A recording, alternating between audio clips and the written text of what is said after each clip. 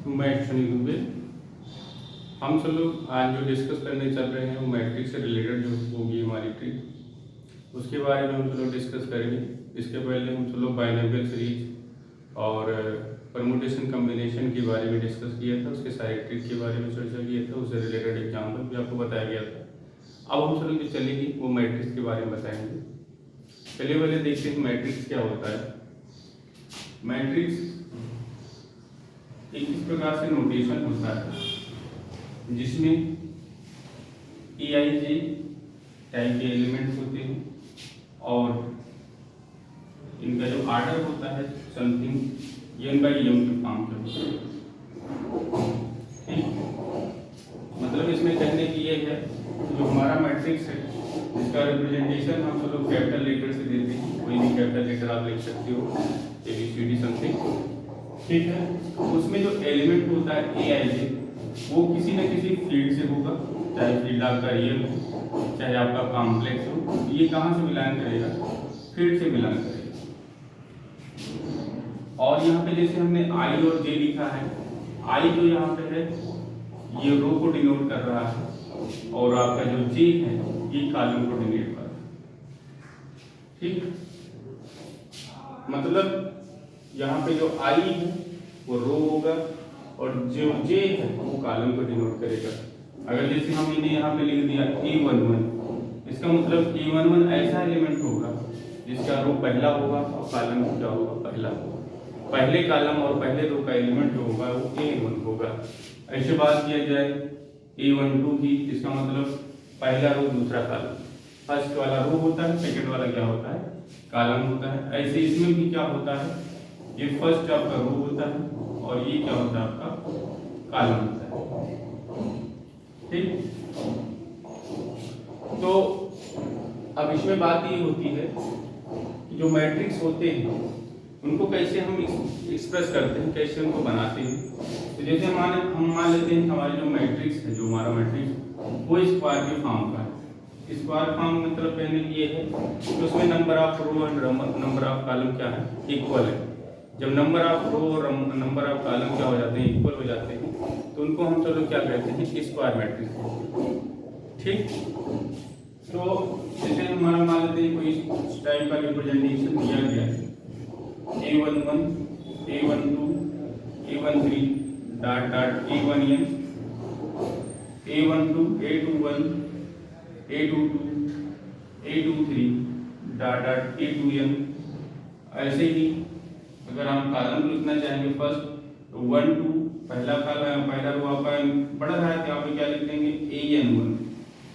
ठीक, और यहाँ पे क्या हो जाएगा? ये हो जाएगा आपका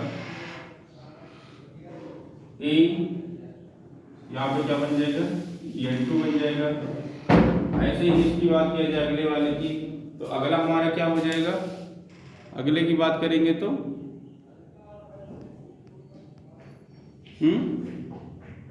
अगले की बात यहाँ पे जैसे हम सेकंड रो की बात करते हैं, जो थर्ड कॉलम होगा, थर्ड कॉलम क्या हो जाएगा आपका? ये हो जाएगा N3। ऐसे डॉट डॉट इसकी बात करेंगे AN बन जाएगा। ठीक, मतलब कहने की ये है कि जो हमारा मैट्रिक्स है उसका हम रिप्रेजेंटेशन अगर करना हो किस टाइप से? आपको रो और कॉलम के फॉर्म में। तो ये तो आपका रो होता है, इसको हम सब लोग फर्स्ट रो कहते हैं।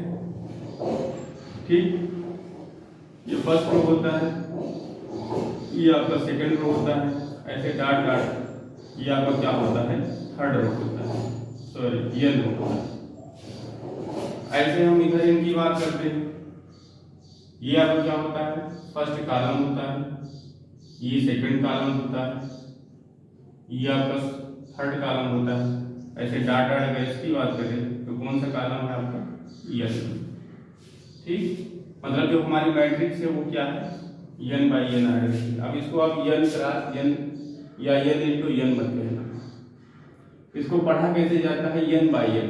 मतलब ये हो गया कि n रो और n कॉलम से मिलकर जो मैट्रिक्स बनी हुई है वो है हमारा, है ना। यहाँ पे इनको हम रो के एलिमेंट कहते हैं, ये जितने भी होते हैं इनको हम कॉलम एलिमेंट कहते हैं। समझ गए ना? यही आपका क्या है, मैट्रिक्स का रिप्रेजेंटेशन है। ठीक, यहाँ पे मैट्रिक्स ऐसी है हमारी स्क्वायर के फॉर्म में क्या है, स्क्वायर के फॉर्म की पहले मतलब ये हो गया कि इसमें रो और कॉलम क्या है आपस में इक्वल है। फिर बात होती है कि जो इसमें मैट्रिक्स होती है वो कितने टाइप्स की होती हैं, हम उनके टाइप्स के बारे में डिस्कस करेंगे। ठीक है ना? बाकी तो आपको बता ही दिए कि ये सारे एलिमेंट जो होते हैं ये कहाँ से आते हैं, किसी न किसी फील्ड से आते हैं। वो फील्ड आपका क्या है, रियल फील्ड हो और चाहे आपका क्या हो, कॉम्प्लेक्स फील्ड हो। वो जब आप क्वेश्चन दिया रहेगा तो उसमें बताएगा कि हमारा एलिमेंट कहाँ से आ रहा है। ठीक है ना? आगे चलें, कोई डाउट तो शायद नहीं है ना? और इसको आप इंटर में काफ़ी बार पढ़े भी होंगे। तो अभी हम थोड़ा से आपको एक छोटा छोटा हिंट देते हुए चलेंगे, मतलब आपको जो डिफिनेशन है उसको भी बताते चलेंगे। अगर कहीं थोड़ा से आप भूल गए हों तो वहाँ पर दोबारा निकाल हो जाए। ठीक, फिर बाद में हम अपने ट्रिक की बात करेंगे, है ना? तो अगला जो है हमारा, जैसे आपसे पहले बात हो रही थी टाइप्स ऑफ मैट्रिक्स की, मैट्रिक्स कितने टाइप के होते हैं। तो जो पहला टाइप होता है, पहला टाइप आपको होता है क्या होता है, नल मैट्रिक्स। अब हम नल मैट्रिक्स की बात कर लेते हैं। नल मैट्रिक्स क्या होता है, इसके देखो नाम से ही क्लियर है। नल मतलब ये होता है खाली। इसका मतलब ये हो गया कि जिसमें सारे एलिमेंट क्या हो, 0 0, है ना? मतलब कहने की ये है कि ऐसा मैट्रिक्स जिसके सारी एलिमेंट क्या हो, 0 हो, उनको हम चलो क्या कहते हैं, नल मैट्रिक्स। ठीक, समझ गए ना? नल मतलब ये हो गया कि इसमें जितने भी एलिमेंट हैं वो क्या हो जाए, सारे क्या हो जाए, 0 हो जाए। तो ये हो गया हमारा नल मैट्रिक्स। अगले की हम बात करते हैं। अब जैसे कभी कभी पूछ लेता है कि नल मैट्रिक्स कितने होते हैं, है ना? जैसे आपसे पूछ ले कि जैसे यहाँ पे मैट्रिक्स दी गई है 2/3 ऑर्डर की नल मैट्रिक्स है। अगर कोई कहते हैं कि नल मैट्रिक्स कितने होते हैं तो आप जवाब में देंगे क्या, इनफाइनाइट, है ना? नहीं तो आप कह दीजिए कि नल मैट्रिक्स एक ही होता है। जैसे देखो अभी हम आपको बना के दिखा देते हैं कि 1 by 1 ऑर्डर क्या है, एक नल मैट्रिक्स है। एक हम आपको बता के दिखा देते हैं, देखो 2 by 2 ऑर्डर का नल मैट्रिक्स है। और देख लो ये क्या है, 2 by 3 ऑर्डर का नल मैट्रिक्स है। ऐसे ऐसे आप कितना मैट्रिक्स बना सकते हो, इनफाइनाइट बना सकते हो। तो नल मैट्रिक्स भी क्या होती है, इनफाइनाइट होती है। ठीक, आगे चले, अगले मैट्रिक्स की बात करते हैं। अगला हमारा मैट्रिक्स है रो मैट्रिक्स। अब रो मैट्रिक्स क्या होता है, तो रो मतलब जहां पे एक पंक्ति सी बनी हो। जैसे आप गाँव में देखे होंगे जो खेती, वो क्या है नाम, सब्जी की खेती करने वाले लोग होते हैं, उसमें देखिए छोटी छोटी रो बना देते हैं। रो मतलब पंक्ति बना देते हैं और उसमें छोटे छोटे पौधे लगा देते हैं। तो वैसे यहाँ भी है, उसी टाइप का आपको बनाना है। तो रो मैट्रिक्स हम उनको कहते हैं जिसमें एक रो और एक से अधिक कॉलम होते हैं, उनको हम चलो क्या कहते हैं, रो मैट्रिक्स कहते हैं।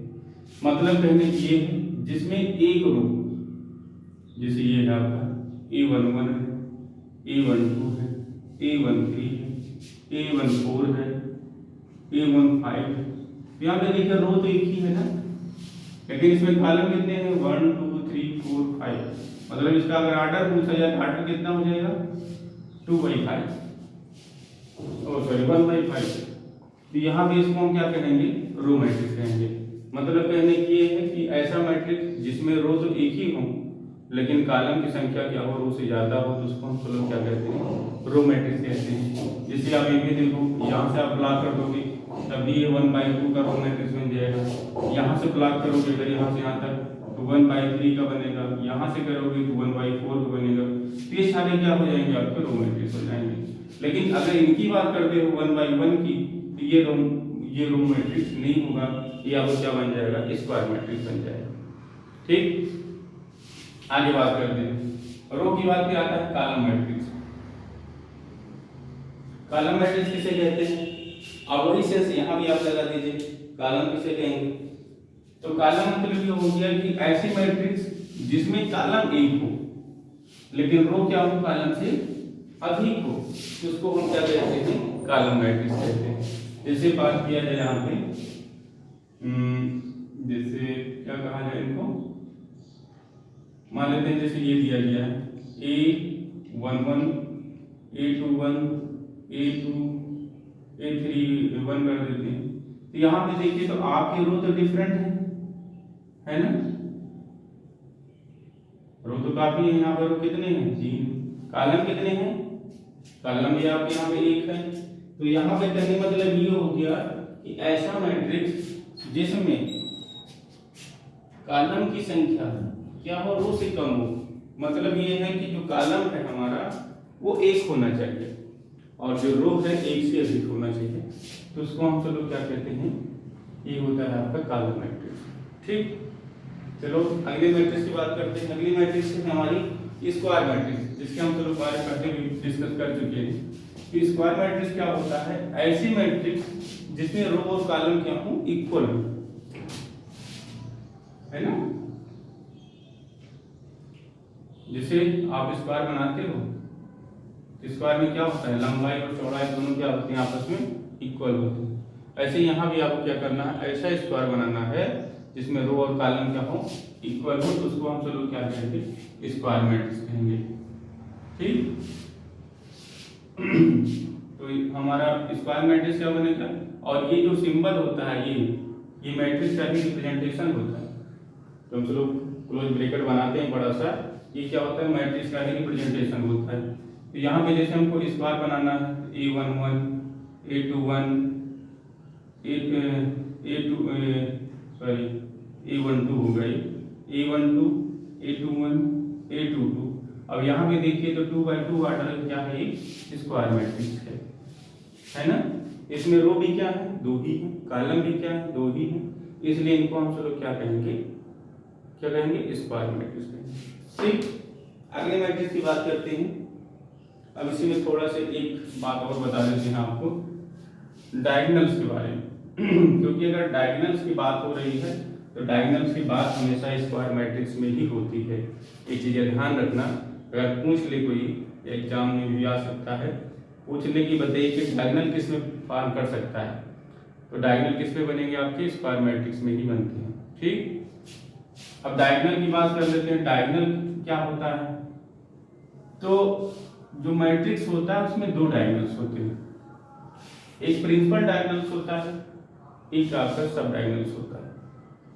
ठीक, जैसे देखो हम एक स्क्वायर मैट्रिक्स बना रहे हैं, A11 A12 A13 dot dot A11 A22 A12 A21 A22 A23 A2n। ऐसे ही इनकी बात कर लें, AN1 AN2 AN3 dot dot ANN। ये हमारा क्या है, n/n ऑर्डर है। अब इसमें जो ये एलिमेंट होते हैं, ये सारे एलिमेंट, इनको हम सब लोग क्या कहते हैं, डायगोनल एलिमेंट। तो चाहे प्रिंसिपल डायगोनल कहें चाहे डायगोनल एलिमेंट, इन्हीं को हम सब लोग क्या कहते हैं, प्रिंसिपल डायगोनल। Principal diagonal. ठीक, मतलब आपका जो इस टाइप का डायगोनल बनेगा, इस क्रॉस टाइप का, इसको हम सब लोग क्या कहते हैं, प्रिंसिपल डायगोनल कहते हैं। और जो इसके निचले पोर्शन का एलिमेंट होते हैं, मतलब ये एलिमेंट, इनको हम सब लोग क्या कहते हैं, सब डायगोनल। ये क्या है आपके सब डायगोनल। इसको थोड़ा सा ध्यान रखना क्योंकि आगे क्वेश्चन में मिलेगा सब डायगोनल, प्रिंसिपल डायगोनल। और इनको हम क्या कहते हैं, ये जो ऊपर के एलिमेंट होते हैं, यहाँ तक कि एक एलिमेंट यहाँ पे हम और लिख देते हैं, ये हो जाएगा an-1 an। ये जो एलिमेंट आपके होते हैं, इनको हम सब लोग क्या कहते हैं, सुपर डायगोनल। इनका नाम है सुपर डायगोनल। ठीक, मतलब मैट्रिक्स की अगर बात किया जाए तो नॉर्मली इसमें कितने डायगोनल्स होते हैं, 3 डायगोनल्स की हम सब लोग बात करेंगे।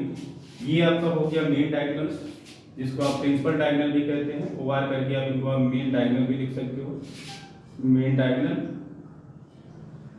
ठीक, ये जो होते हैं इनको हम सब लोग सब डायगोनल कहते हैं, और ये जो आपके होते हैं इनको हम कहते हैं सुपर डायगोनल।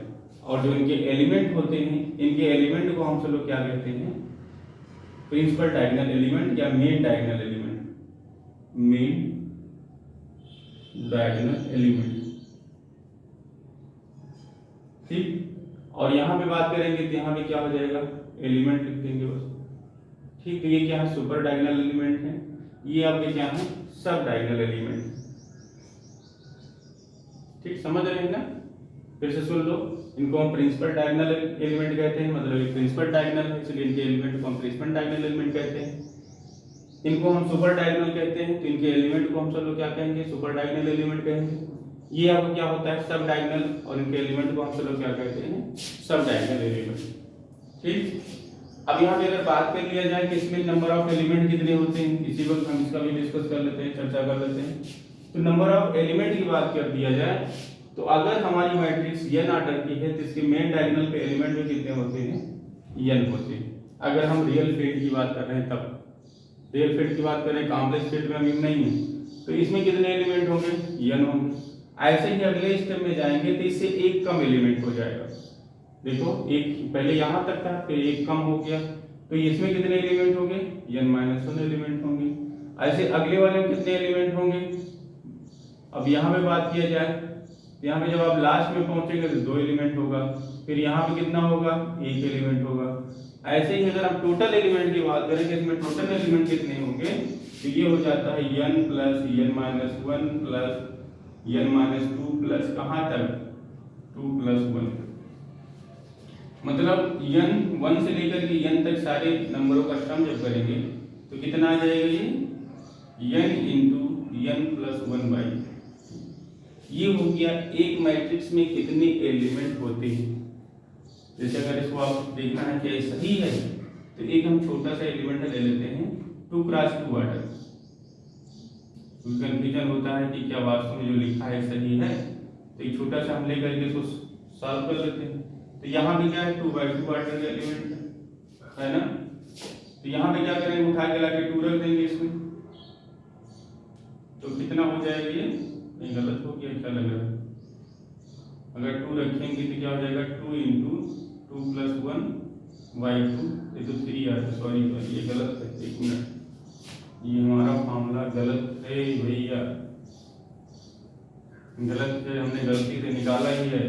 जब हमारी सीरीज 1 प्लस 2 प्लस 3 डॉट कहाँ तक जाती है, n तक जाती है, इसका जब हम सब लोग सम निकालते हैं, मान लीजिए n-1 है फिर प्लस n है, तो इसके जब आप सम निकालोगे तो n प्लस 1 इंटू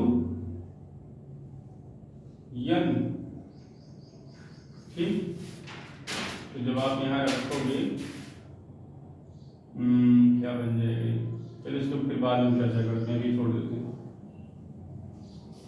थोड़ा सा इसको बाद में देखिए तब आपको बताएं कितने नंबर ऑफ एलिमेंट होंगे। सॉरी यहाँ पे आपको देखना है टोटल नंबर ऑफ एलिमेंट, तो हमको यहीं से पता चल गया। ये क्या है, n/n ऑर्डर का, n/n ऑर्डर का है, जिसमें नंबर ऑफ एलिमेंट कितने होंगे, n² होंगे। ये तो हमने बता दिया, सिमेट्रिक मैट्रिक्स की डेफिनेशन बता दिया, वो यहाँ पे नहीं लगेगा, थोड़ा सा कंफ्यूज हो गया, सॉरी। अब यहाँ पे जैसे हमें देखना है नंबर ऑफ एलिमेंट कितने हैं, तो जितने ऑर्डर के मैट्रिक्स है उतने इसमें एलिमेंट होंगे, तो इसमें ऑर्डर कितना है, n/n का है, तो इसमें कितने एलिमेंट हो जाएंगे, n² हो जाएंगे। अब जैसे अब आपको चेक करना है, सब चेक कर लो, a11 हो गया, a12 हो गया, a21 हो गया, a22 हो गया, ये 2/2 ऑर्डर के एलिमेंट है। यहाँ पे n क्या है, 2 है, ला के रख लो, 2² कितना हो गया, 4। इसमें कितने एलिमेंट हैं, 4। ऐसे हम 3 की बात कर लेंगे, अगर 3 ऑर्डर का होगा, 3 ऑर्डर में कितने एलिमेंट होंगे, 3 एलिमेंट, यहाँ 3 यहाँ 3 यहाँ, तो 3 3 जा 6 3 जा 9, 3 यहाँ 3 यहाँ 3 यहाँ, हाँ, तो कितने हो जाएंगे, 9 एलिमेंट हो जाएंगे, है ना। जैसे यहाँ पे एक और बढ़ जाएगा, यहाँ बढ़ जाएगा, फिर एक रो और आ जाएगा, यहाँ पे 3 एलिमेंट, यहाँ भी 3, यहाँ भी 3 एलिमेंट, टोटल कितने हो गए, 9 एलिमेंट हो गए ना। और जब यहाँ पे रखोगे n = 3 अब कितना मिल जाएगा 9 है ना। तो ये हो गया नंबर ऑफ एलिमेंट कितने होते हैं। तो समझ गए ना, सुपर डायगोनल, सब डायगोनल, प्रिंसिपल डायगोनल, सब बात समझ में आ गई ना, नंबर ऑफ एलिमेंट कितने होंगे सब। अब हम चलते हैं अगले कॉन्सेप्ट पे। अगला हमारा जो कॉन्सेप्ट होगा स्क्वायर मैट्रिक्स के बाद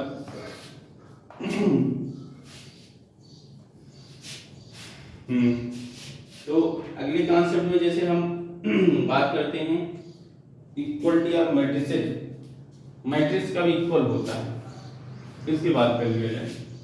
equality of matrices, equality of matrices, दो मैट्रिक्स कभी इक्वल होते हैं। दो मैट्रिक्स इक्वल तभी हो सकते हैं जब उनके करस्पॉन्डिंग एलिमेंट का हो आपस में इक्वल। कहने मतलब ये हो गया कि अगर हमारे पास कोई मैट्रिक्स दिया गया है A11, A12, A21, A22 और दूसरा मैट्रिक्स दिया गया है हमारा B, वो है B11, B12, B21, B22। ये भी स्क्वायर ऑर्डर का है, 2x2 ऑर्डर का है, ये भी क्या है 2x2 ऑर्डर का है। तो दो मैट्रिक्स तभी आपस में इक्वल हो सकते हैं, सबसे पहले उनके ऑर्डर सेम होने चाहिए, ठीक। दूसरा क्या है, उनके करस्पॉन्डिंग एलिमेंट इक्वल होने चाहिए। ऑर्डर के साथ साथ करस्पॉन्डिंग एलिमेंट मतलब कहने ये है कि जो A11 है वो B11 के इक्वल होना चाहिए, जो A12 है B12 के इक्वल होना चाहिए, जो A21 है वो B21 के इक्वल होना चाहिए, और जो A22 है वो B22 के क्या होना चाहिए, इक्वल होना चाहिए। तब हमारा जो मैट्रिक्स होता है उसको हम चलो क्या कहते हैं, इक्वल मैट्रिक्स कहते हैं। फिर से समझ लीजिए, दो मैट्रिक्स तभी इक्वल होंगे जिनकी ऑर्डर इक्वल हो और उनके करस्पॉन्डिंग एलिमेंट, करस्पॉन्डिंग कहने मतलब ये एलिमेंट इक्वल हो, ये एलिमेंट इसके इक्वल हो, ये एलिमेंट इसके इक्वल हो और ये वाला इसके इक्वल हो, इनको हम चलो क्या कहते हैं, इक्वल मैट्रिक्स कहते हैं, ठीक। जैसे इक्वेशन आपको दे दिया जाए, कह दिया जाए बताइए कि दो मैट्रिक्स इक्वल हैं तो उसमें इसकी वैल्यू क्या होगी। जैसे हमने मान लिया ये x है, ये 2 है और 3 कर दिया, यहाँ तो y कर दिया। एक मैट्रिक्स A ये दिया गया है और दूसरी मैट्रिक्स है 2z और यहाँ पे हम कर देते हैं T 5 दे देते हैं और पूछ लिया जाए कि इसमें x y z t की वैल्यू क्या हो, और ये दोनों मैट्रिक्स क्या है आपस में इक्वल है, मतलब A और B क्या है आपस में इक्वल मैट्रिक्स है। तो अगर इक्वल मैट्रिक्स है तो इनके करस्पॉन्डिंग एलिमेंट क्या होने चाहिए, इक्वल। इसका मतलब x इक्वल 2 हो गया, z इक्वल 2 हो गया और t इक्वल 3 हो गया, y इक्वल 5 है ना। हम इक्वल के डेफिनेशन से बता सकते हैं इसकी वैल्यू क्या हो जाएगी, इक्वल हो जाएगी। और एक कंडीशन ये भी हो सकता है, कभी कभी क्या कर देता है वो मॉडुलो लगा के दे देता है। इक्वेशन इस टाइप में देख लीजिए, उसमें क्या क्या कर देगा कि दो मैट्रिक्स दे देगा और उसमें कोई अननोन डिजिट दे देगा, बताएगा कि बताइए इसकी वैल्यू क्या होगी। जैसे क्वेश्चन हम लिख रहे हैं, forward value of A and B, A और B दो हमारे पास अननोन डिजिट हैं, A और B, A and B of matrices. पहली मैट्रिसेस है हमारी, सपोज दैट इसको 1 2 कर देते हैं, यहाँ A और B कर देते हैं, ठीक है। और दूसरी मान लेते हैं, दूसरी मैट्रिक्स मान लेते हैं जो हमारी B है, वो B क्या है, क्या मान ले रहे हैं यहाँ पे B को, ऐसा सेट किया जाए कि बन जाए हमारा, इनको कर देते हैं 6 7 0 और चलो यहाँ पे 8 कर देते हैं, ये दिया गया है 1 2 ये हो जाएगा 0 और 8, ठीक। R इक्वल मॉडुलो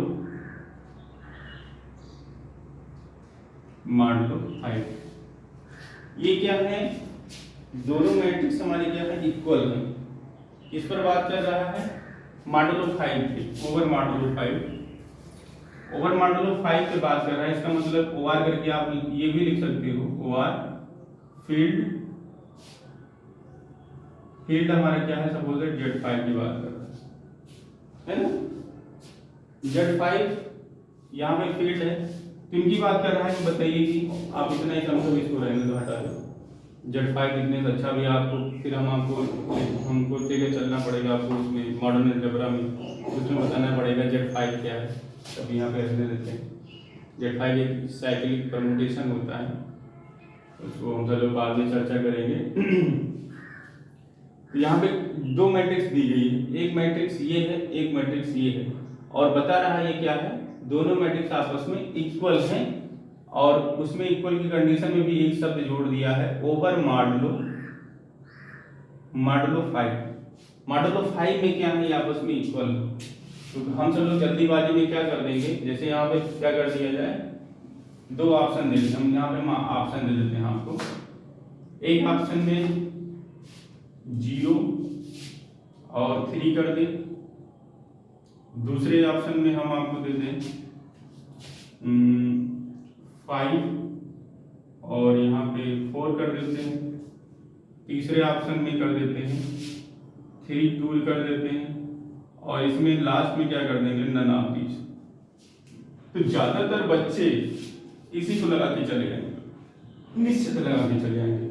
वो कभी तब लगाएंगे जब इनको ये नहीं पता रहेगा कि मॉडुलो 5 क्या है ना। अगर मॉडुलो 5 के बारे में आपको नहीं पता तो आप निश्चित ही लगा के चले आएंगे, क्योंकि हमने जो डिफिनेशन पढ़ा है, ये पढ़ा है कि जो ए मैट्रिक्स है, बी मैट्रिक्स अगर आपस में इक्वल है तो इनके करस्पॉन्डिंग एलिमेंट भी आपके इक्वल होने चाहिए। जब आप देख रहे हैं 6 1 के इक्वल है ही नहीं है, 7 2 के इक्वल नहीं है, 0 तो मान लेते ए हो गया, बी हमारा मान लेते 8 हो गया। अब ये तो दोनों इक्वल कभी होंगे नहीं, क्या कभी 6 1 के इक्वल होगा, कभी नहीं होगा। क्या कभी 7 2 के इक्वल होगा, कभी नहीं होगा, है ना।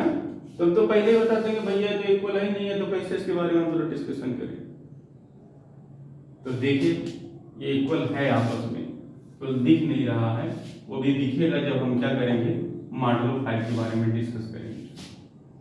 चलिए मॉडुलो 5 में ये हो गया कि हम क्या करेंगे, जो डिजिट है 5 या 5 से ग्रेटर, उनको हम 5 से डिवाइड कर देंगे, और जो हमारा रिमाइंडर आएगा वही हमारा क्या हो जाएगा, मॉडुलो 5 हो जाएगा। ठीक है ना। जैसे बात कर दे, जैसे हमने मान लिया 12 है, 12 पे क्या कर रहे हैं, मॉडुलो 5 लगा रहे हैं, तो अगर इनकी बात करते हैं तो क्या हो जाएगा, 2 मॉडुलो 5 हो जाएगा। ठीक, मतलब कहने की है अगर 12 की वैल्यू निकाल रहे हैं तो 12 को हम क्या ले सकते हैं, 2 मॉडुलो 5, क्योंकि 5 से अगर इनको डिवाइड करते हैं तो रिमाइंडर क्या आ जाता है, 2 आ जाता है। दूसरी भाषा में अगर कहा जाए तो ये हमारा होता है डिवाइडेंड, और इसको कहते हैं रिमाइंडर, और ये हमारा क्या होता है, ये क्या होता है हमारा डिवाइडर। ठीक, यहाँ पे क्वेश्चन नहीं होता है, क्वेश्चन को अननोन मान के चला जाता है, मान लेते हैं ठीक है सब, इसको हम डिवाइडेड कहते हैं, इनको हम रिमाइंडर कहते हैं, ये आपका क्या होता है, डिवाइडर होता है। समझ गए ना, मॉडुलो कंसेप्ट आपको पता चल गया। आगे चलते हैं, तो अब ये देखेंगे कैसे इसमें कौन सा ऑप्शन सही है। डी तो मार के निकल गई, हो गया गलत। तो अभी हमने आपसे बताया था कि मॉडुलो में अगर किसी का 5 निकालते हैं, 5 से रिस्पेक्ट में निकालते हैं, तो वो नंबर जो 5 या 5 से ग्रेटर है उनको 5 से डिवाइड कर देते हैं, जो रिमाइंडर आता है उसी को ले लेते हैं। तो अब इसका देखिए बी का एक नया रूप आ गया, 5 से 6 को डिवाइड करेंगे रिमाइंडर क्या आएगा, 1 आएगा। 5 से 7 को डिवाइड करेंगे रिमाइंडर क्या आएगा, 2 आएगा। 0 तो 5 से छोटा है। 8 को डिवाइड करेंगे 5 से कितना आ जाएगा, कितना आएगा, 3 नहीं आएगा। आप देखो अब हमारा बी ये हो गया, और ए क्या है हमारा 1 2 ए बी, बन गया नहीं बन गया, 1 1 2 2 ए इक्वल 0, बी इक्वल 3, तो ऑप्शन कौन सा हो गया? पहला ऑप्शन सही हो। ठीक है ना, समझ गए? आगे चलें, चलो अगले कॉन्सेप्ट की बात करते हैं, है ना। अब बात करते हैं समेशन ऑफ मैट्रिसेस। मैट्रिक्स का हम लोग समेशन कैसे करें उनकी चर्चा करते हैं। तो समेशन ऑफ मैट्रिसेस क्या होता है?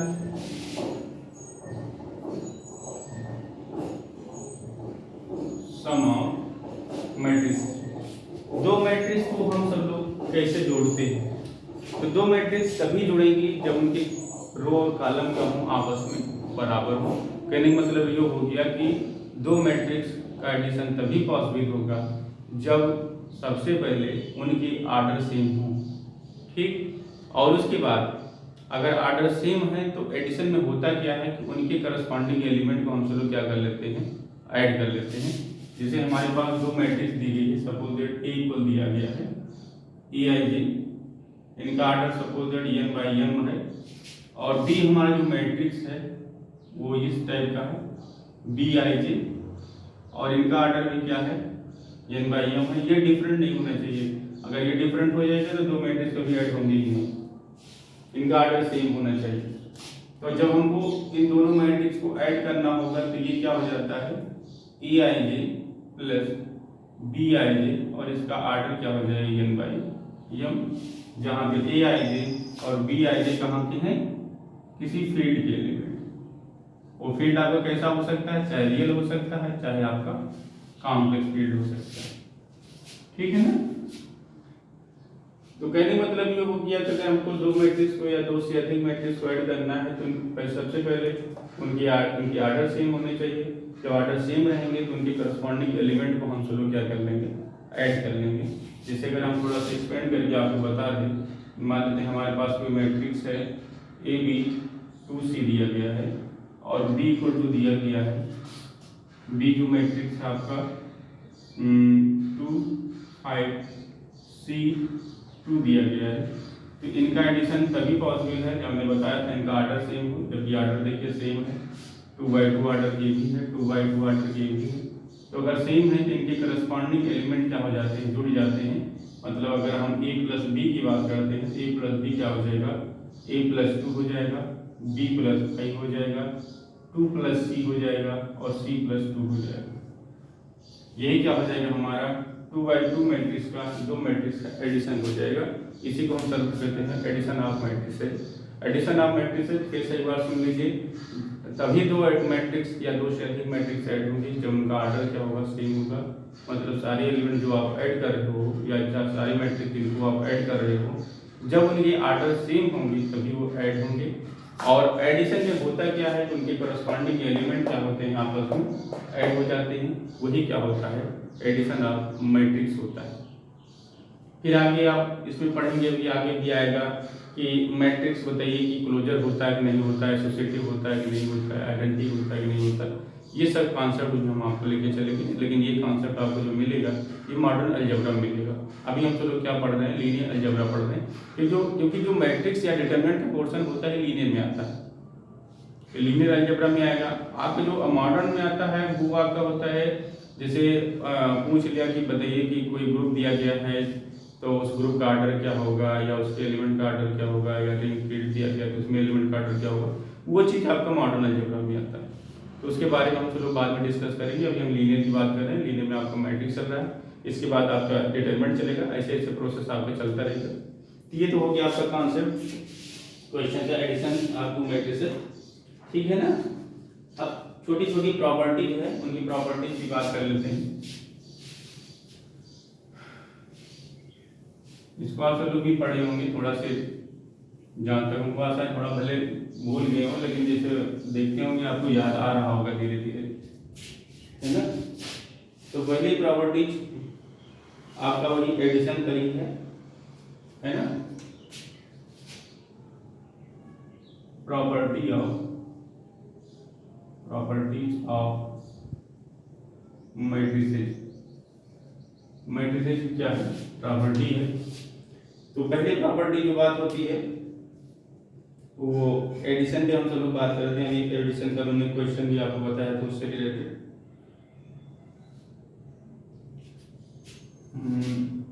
Addition of matrices, addition of matrices is commutative. Matrix से जो एडिशन होता है वो क्या होता है, कम्यूटेटिव होता है ना।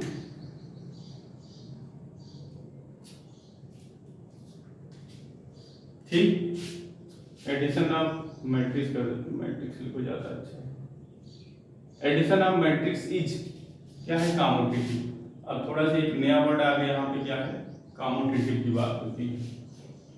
कम्यूटेटिव क्या होता है उसकी बात कर लेते हैं। कम्यूटेटिव मींस जो हो गया, अगर हम कोई एलिमेंट ऐड कर रहे हैं, सपोज दैट ए में बी ऐड कर रहे हैं, तो जो हमारा एलिमेंट आना चाहिए वो बी में ए ऐड करने पर आना चाहिए, तो उसको आप लोग क्या कहते हैं, कम्यूटेटिव कहते हैं।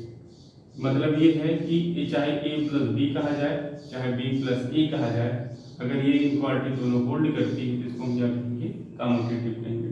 वैसे यहाँ पे मैट्रिक्स की बात हो रही है कि मान लेते हैं हमारे पास दो मैट्रिक्स है। एक मैट्रिक्स है आपका A i j n by n order का, और दूसरा मैट्रिक्स है B, suppose that B I j दिया गया है, ये B n by n order का है।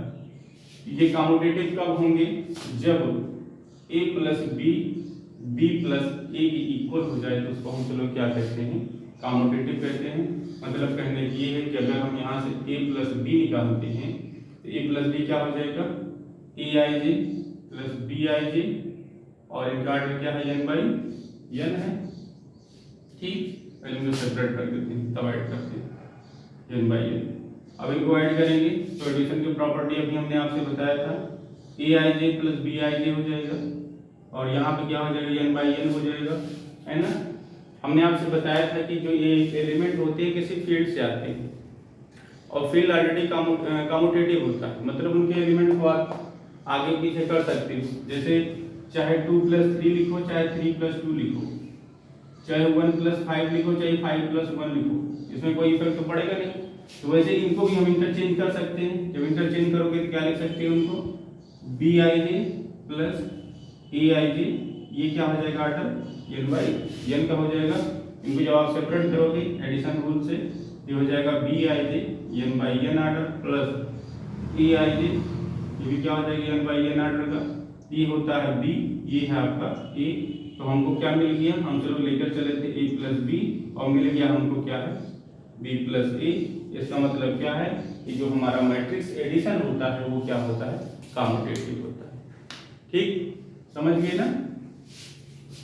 तो यहीं पे चाहे आप इतना लिखने के बाद ये समझने के लिए इतना भी लिख लीजिएगा, तो कम्यूटेटिव उसे कहते हैं जब ए प्लस बी, मतलब दो मैट्रिक्स ए प्लस बी क्या हो जाए, बी प्लस ए के इक्वल हो जाए, तो उसको हम चलो क्या कहेंगे, addition of matrix is commutative. ठीक, अब ऐसे बात कर लेते हैं, इसी वक्त हम एसोसिएटिव की बात कर लेते हैं।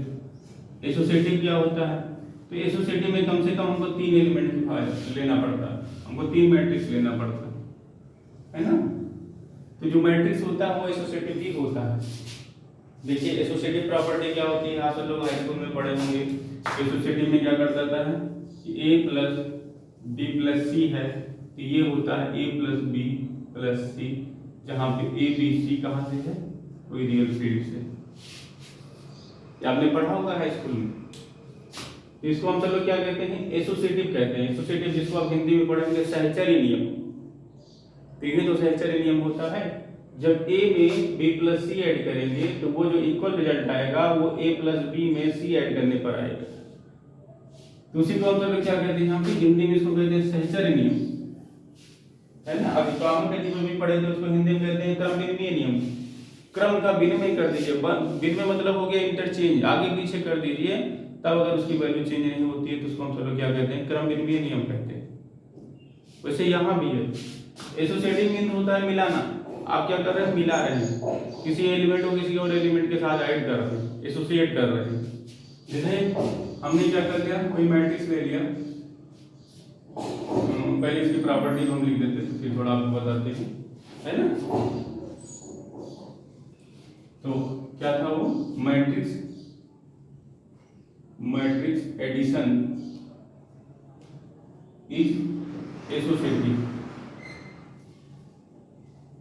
मैट्रिक्स एडिशन क्या होता है? एसोसिएटिव होता है। अब इसके बारे में देखिए, मान लेते हैं हमारे पास 3 मैट्रिक्स हैं, A I J N by n order का, बी आई जे, चलो बार बार एन बाई एन लिख रहे हैं, एन बाई एम कर देते हैं, नहीं तो आप कहेंगे एक ही बार बार ऑर्डर लेके चल रहे हैं।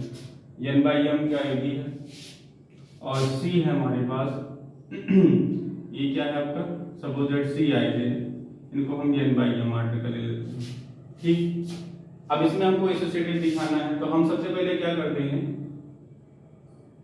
ए में बी प्लस सी कर दें, मतलब मैट्रिक्स ए में मैट्रिक्स बी और सी को लाके ऐड कर देते हैं।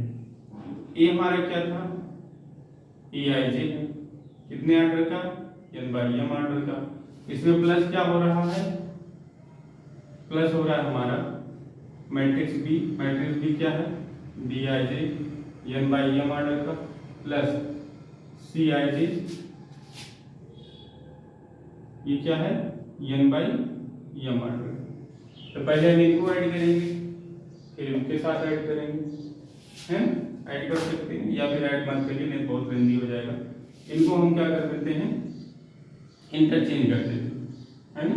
या फिर आप अगर थोड़ा शॉर्टकट करना चाहते हो तो आप जानते हो ये सब रियल फील्ड के एलिमेंट होते हैं, ये सब क्या हो जाते हैं, आपस में ऐड हो जाते हैं। इनको आप चाहे इस तरह डायरेक्ट लिख सकते हो, A I j plus B I j plus C I j, है ना, लिख सकते हैं। अब इनको आप छोटे छोटे पार्ट में ब्रेक कर दो, छोटे छोटे पार्ट में ब्रेक करने मतलब हो गया, इनको साथ लेके इनको अलग कर दो। तो हम अगर इनको अलग करेंगे बाई किसके, एडिशन प्रॉपर्टी से, एडिशन प्रॉपर्टी से इनको ब्रेक कर सकते हो। ये हो जाएगा E i j plus B I J, N by M order का हो गया। ये क्या बन गया, सी आई जे, है ना। ये इनको आप और ब्रेक करना चाहते हो तो ये भी लिख सकते हो, E i J N by M order plus B I J N by M order, और ये हो गया आपका C I J N by M order. तो इनको हम क्या लिख सकते हैं, ए, ये क्या है आपका बी है, और प्लस क्या हो गया सी। तो क्या लेके चले थे, ए प्लस बी प्लस सी इक्वल ए प्लस बी प्लस सी। तो ये क्या हो गया हमारा एसोसिएटिव प्रॉपर्टी हो गया। इसीलिए कहा जाता है कि जो एडिशन रूल होता है वो एसोसिएटिव प्रॉपर्टी को भी होल्ड करता है ना। आगे चला जाए, अगले कॉन्सेप्ट की बात करते हैं। अगला कॉन्सेप्ट जो हमारा है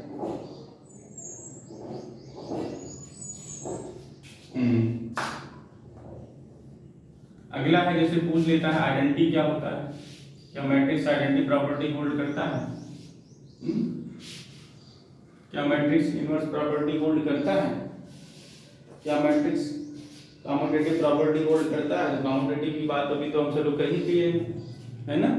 अब इसके बाद फिर अगली बात तो अगला जो हमारा है वो आइडेंटिटी की बात करेंगे। आइडेंटिटी क्या होती है, तो सबसे पहले हम आइडेंटिटी प्रॉपर्टी समझ लेते हैं। आइडेंटिटी होता क्या है, आइडेंटिटी उनको हम कहते हैं, उस एलिमेंट को कहते हैं जिसको अगर किसी एलिमेंट में ऐड कर दिया जाए तो वही एलिमेंट क्या हो जाए, फिर से आ जाए, तो उसको हम लोग क्या कहते हैं, आइडेंटिटी एलिमेंट कहते हैं। जैसे हमने रियल फील्ड का कोई एक एलिमेंट ले लिया, ठीक, ए ले लिया, ए कहाँ का है, सपोज दैट हमारा कहाँ किसी फील्ड का है, इस फील्ड का हमने ए ले लिया, और अब इसमें बात होती है कि इसमें क्या ऐड कर दें कि हमको ए मिल जाए। एक छोटा सा बच्चा भी बता सकता है कि इसमें क्या ऐड कर दिया जाए कि हमको ए मिल जाए। तो इसमें हम क्या जोड़ दें, जीरो ऐड कर दें, तो इसको हम चलो क्या कहेंगे, आइडेंटिटी एलिमेंट कहेंगे। मतलब वो एलिमेंट जो किसी एलिमेंट के साथ ऐड करने पर वही एलिमेंट पुनः आ जाता है, वही रिवाइज हो जाता है, उसी को हम चलो क्या कहते हैं, आइडेंटिटी एलिमेंट कहते हैं। मतलब ये क्या होगा आपका आइडेंटिटी एलिमेंट होगा, ठीक। इनको हम सब लोग क्या कहते हैं, आइडेंटिटी एलिमेंट कहते हैं।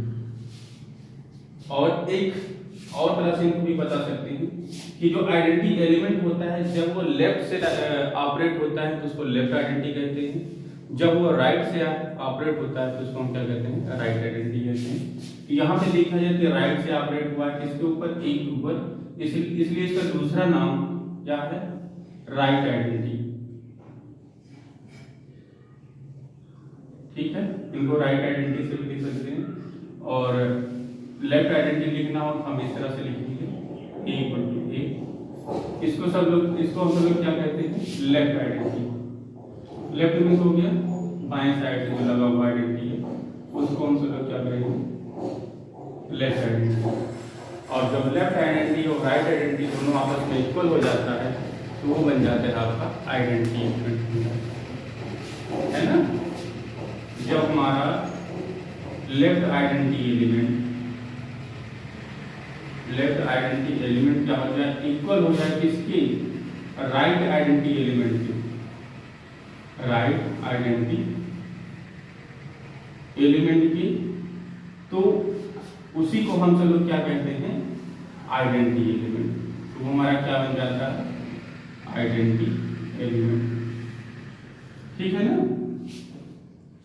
अब यहाँ पे आप सोच रहे होंगे कि ये सब कहाँ लाके ऐड कर दिए। ये भी कंडीशन होती है जब लेफ्ट आइडेंटिटी राइट आइडेंटिटी आपस में इक्वल होता है तो हमारा बनता है आइडेंटिटी एलिमेंट। ठीक, जीरो यहाँ पे क्या है, आइडेंटिटी एलिमेंट है। एडिशन में जीरो आइडेंटिटी होता है और मल्टीप्लिकेशन में वन आइडेंटिटी होता है। मल्टीप्लिकेशन कहने का मतलब ये हो गया कि अगर किसी एलिमेंट में हम मल्टीप्लाई करें, वही एलिमेंट फिर आ जाए तो उसको हम सब लोग क्या कहते हैं, मल्टीप्लिकेशन आइडेंटिटी कहते हैं। यहाँ पे अगर वन से किसी एलिमेंट को आप मल्टीप्लाई करोगे तो वही एलिमेंट फिर से आ जाता है, इसलिए वन को हम सब लोग मल्टीप्लिकेटिव आइडेंटिटी कहते हैं। ठीक, चलो, तो ये तो हो गया आइडेंटिटी का कॉन्सेप्ट। फिर उसके बाद बात कर लेते हैं यहाँ पे मैट्रिक्स में। अभी तो हम सब लोग क्या करते थे, आइडेंटिटी बात करते थे किसमें, एक मैट्रिक्स, उसमें एक रियल फील्ड में बात कर रहे थे। अब यही चीज आपसे पूछ ले कि मैट्रिक्स में आइडेंटिटी क्या होगा। तो मैट्रिक्स तो बहरहाल हम सबको क्या देखना है, वो मैट्रिक्स जो क्या हो जीरो। मैट्रिक्स जीरो कहने का मतलब ये हो गया कि नल मैट्रिक्स, उसी को हम सब लोग कहते हैं नल मैट्रिक्स। तो जो हमारा नल मैट्रिक्स होता है उसी को हम सब लोग क्या कहते हैं, आइडेंटिटी मैट्रिक्स। ठीक, जैसे हमारे पास कोई मैट्रिक्स दी गई है ए आई जे, इस टाइप का दिया गया है, इसका ऑर्डर एन बाई एम है, ये हमारा ए है। अब इसमें पूछ ले इसकी आइडेंटिटी मैट्रिक्स कौन सी होगी, तो इसमें क्या ऐड कर दिया जाए, क्या बन जाए, यही मैट्रिक्स पुनः आ जाए। तो हमने मान लिया हमारे पास एक नल मैट्रिक्स थी एन बाई एम ऑर्डर की, वो क्या है, इस तरह से है। अब इसका नोटेशन कैसे किया जाए जाने दो इसको। ये क्या है, हमारा एन बाई एम ऑर्डर का मैट्रिक्स है ना। अब हम अगर इसमें ऐड करते हैं किसमें, ए में, ए हमारा क्या है, एन बाई एम ऑर्डर का। ये भी ध्यान रखना है, हमने पहले भी बताया था कि एडिशन तभी पॉसिबल होगा जब उसका ऑर्डर क्या होगा, सेम होगा, है ना। तो ये भी एन बाई एम ऑर्डर का है, ये भी एन बाई एम ऑर्डर का है। तो इसका आइडेंटिटी एलिमेंट क्या हो जाएगा, O N by M order का। ये आपका क्या बनता है, इसी यही नोटेशन होता है आपका नल मैट्रिक्स का। ये होता है आपका नल मैट्रिक्स, नल मैट्रिक्स। तो ये नल मैट्रिक्स होता है, यही क्या होता है, मैट्रिक्स का आइडेंटिटी होता है। या ओ आर का ये भी कह सकते हैं, क्या कह सकते हैं, आइडेंटिटी मैट्रिक्स, आइडेंटिटी मैट्रिक्स। इनका दूसरा नाम क्या है, आइडेंटिटी मैट्रिक्स। किस पर, ओवर एडिशन। ठीक है ना। इसका मतलब मैट्रिक्स जो होता है वो एसोसिएटिव होता है, वो कम्यूटेटिव होता है, वो आइडेंटिटी भी होता है, मतलब उसके पास आइडेंटिटी एलिमेंट भी होते हैं। और एक प्रॉपर्टी भी और बची हुई है, उसकी भी बात कर लेते हैं, वो है इनवर्स प्रॉपर्टी। मतलब कहने की ये है क्या मैट्रिक्स इनवर्स प्रॉपर्टी होल्ड करता है, तो बिल्कुल करता है। वो कैसे, इनवर्स से क्या होता है, थोड़ा सा पहले नंबर की बात करते हैं, नंबर लेकर के। जैसे हमने मान लिया कोई नंबर है हमारे पास ए है ना। अब इस नंबर में क्या ऐड कर दें कि हमको आइडेंटिटी मिल जाए। आइडेंटिटी मतलब 0 है ना, एक हमने बताया था ओवर एडिशन आइडेंटिटी क्या होता है, 0 होता है। तो इसमें क्या ऐड कर दें कि हमको आइडेंटिटी मिल जाए। तो आपको पता है ए में क्या ऐड कर दें, माइनस। तो अगर ए में माइनस ए ऐड कर देंगे तो हमको क्या मिल जाएगा, आइडेंटिटी मिल जाएगा। तो इसी को हम सब लोग क्या कहते हैं, इनवर्स कहते हैं, इनवर्स ऑफ ए। किस पर बात हो रही है, ओवर एडिशन। तो इसी को हम सब लोग क्या कहते हैं, inverse of A over addition. मतलब ए का इनवर्स क्या होगा, माइनस ए होगा। मतलब 2 का इनवर्स -2, 3 का इनवर्स -3, 14 का इनवर्स -14। ठीक है ना। ये तो हो गई नंबर पे। अगर ये चीज हमको मैट्रिक्स में बात करनी है कि मैट्रिक्स में इनवर्स क्या होगा, तो मैट्रिक्स में जैसे हमने मैट्रिक्स लिया A इक्वल AIJ, ये हमारी मैट्रिक्स हो गई n/m ऑर्डर की। ठीक है। अब इस मैट्रिक्स में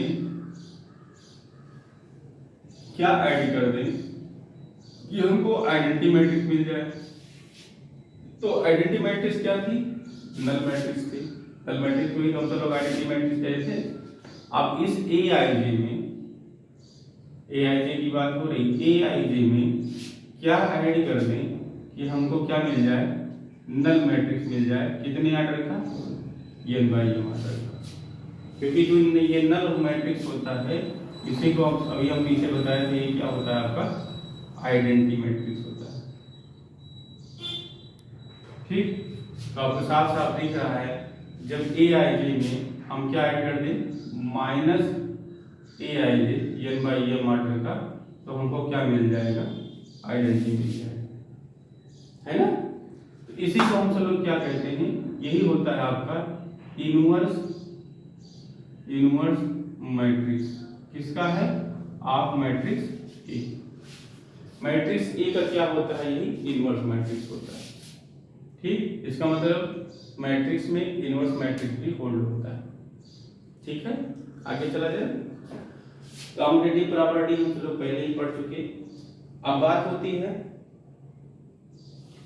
multiplication of matrix bye a scalar. किसी स्केलर से हमको क्या करना है, किसी मैट्रिक्स में मल्टीप्लाई करना है तो मैट्रिक्स हमारा कैसा होता है, इसकी बात कर लेते हैं। तो आप इसकी प्रॉपर्टी आप पीछे भी पढ़े होंगे, शायद याद होगा। जब हम किसी मैट्रिक्स में किसी स्केलर से मल्टीप्लाई करते हैं तो वो स्केलर मैट्रिक्स के सारी एलिमेंट से मल्टीप्लाई होता है। याद आया, नहीं याद आया। जब किसी एलिमेंट से किसी मैट्रिक्स को हम मल्टीप्लाई करते हैं, मल्टीप्लाई करने मतलब गुणा करते हैं, तो वो क्या होता है, सारे एलिमेंट से मल्टीप्लाई होता है।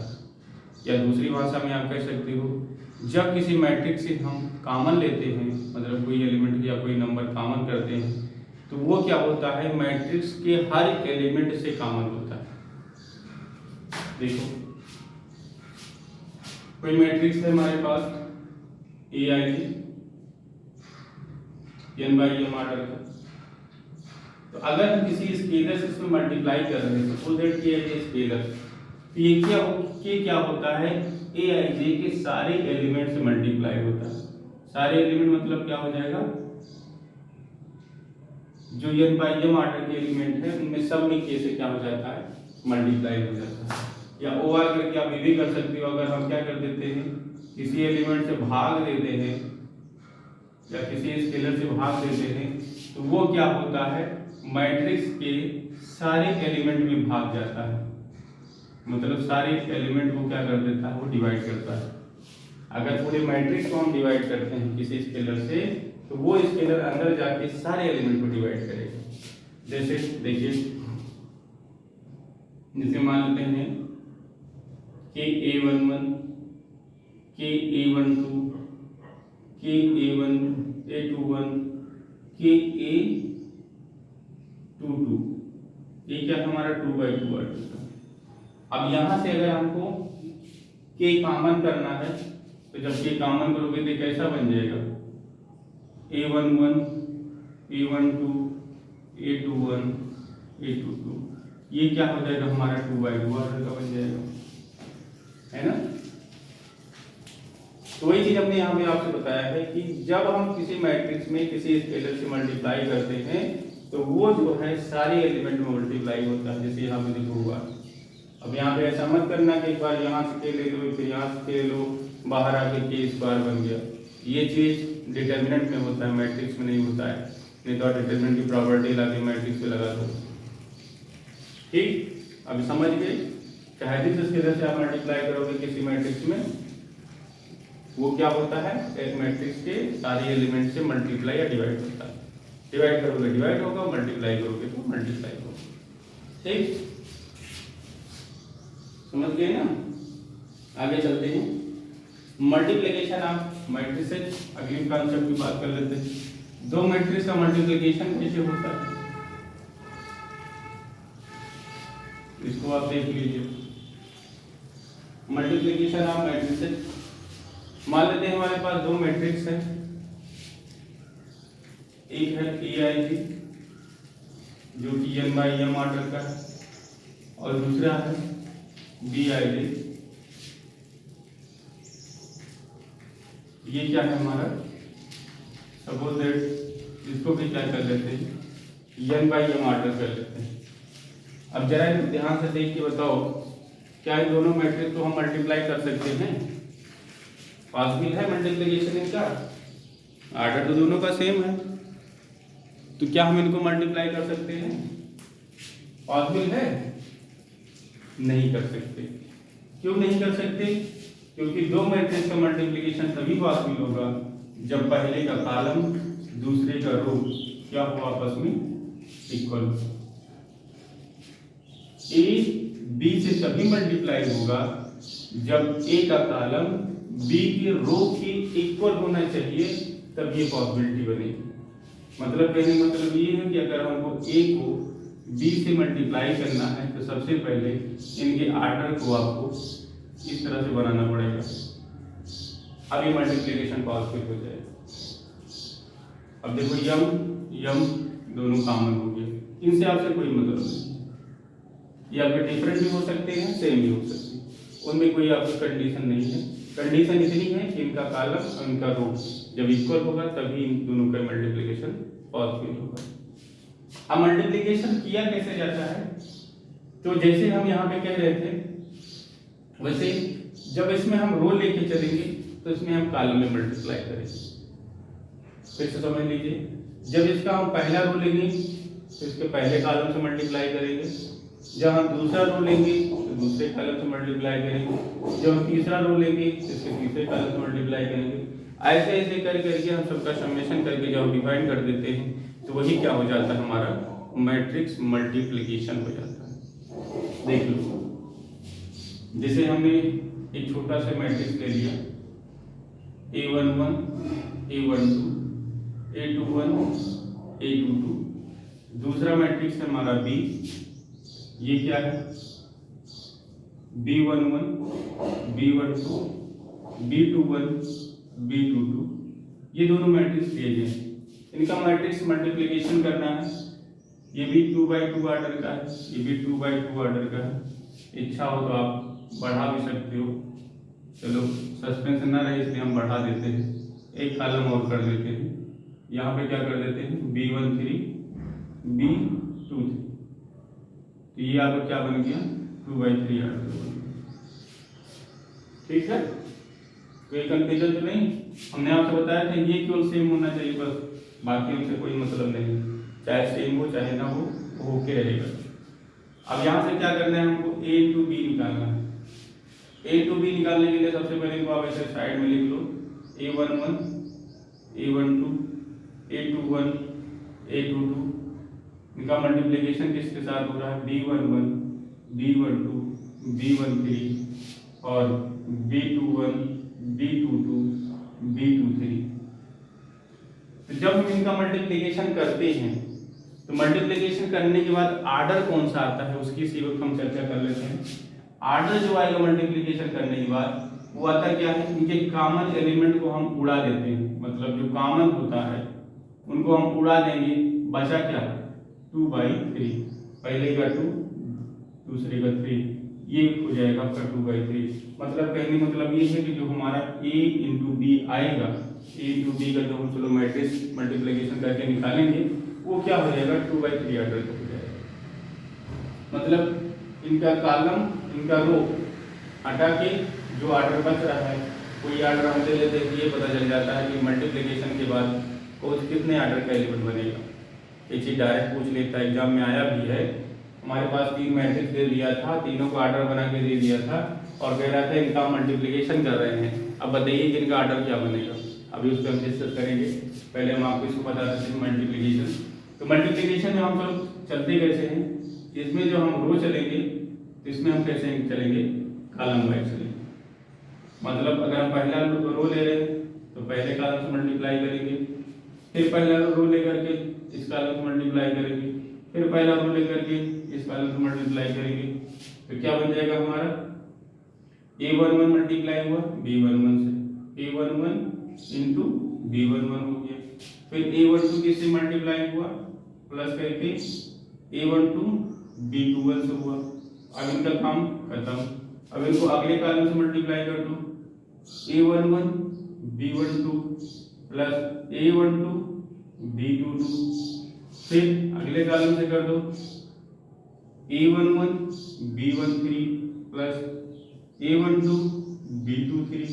ओके, अगला देखिए, इनको लेके चलते हैं, इस रो का काम खत्म। अब इस रो के लेके चलिए, सारे कॉलम में मल्टीप्लाई करिए तो क्या बन जाएगा a21 b11 a22 b21।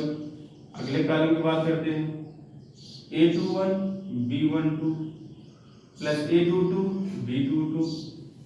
अगले में चलिए a12 a21 b13 plus a22 b23, है ना। अब ऑर्डर क्या बन गया, कितने रो हैं इसमें, 2 रो हो गए। कॉलम कितने हैं 1 2 3, देखो वही तो आया, है ना। तो ये हो गया हमारा ए और बी का प्रोडक्ट। तो कर लेंगे ना, कोई प्रॉब्लम तो नहीं होगी। आगे चले, चलो।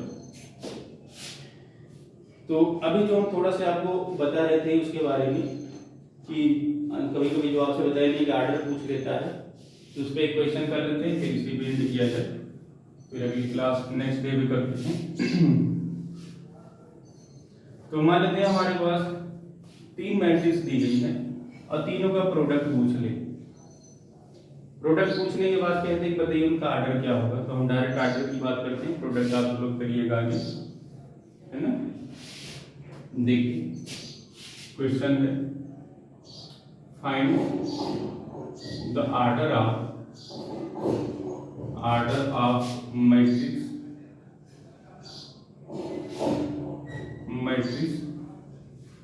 किसका है, सपोज दैट मान लेते हैं ए इंटू बी के साथ क्या कर देते हैं सी कर देते हैं, ठीक है। फिर जहां पे ए इक्वल मान लेते हैं दिया गया है ए आई जे, ए आई जे का जो ऑर्डर है इनको क्या कर ले एन बाई एम कर देते हैं, ठीक। और बी मान के चलते हैं, बी है हमारा बी आई जे, इनको कर लेते हैं एम बाई एल।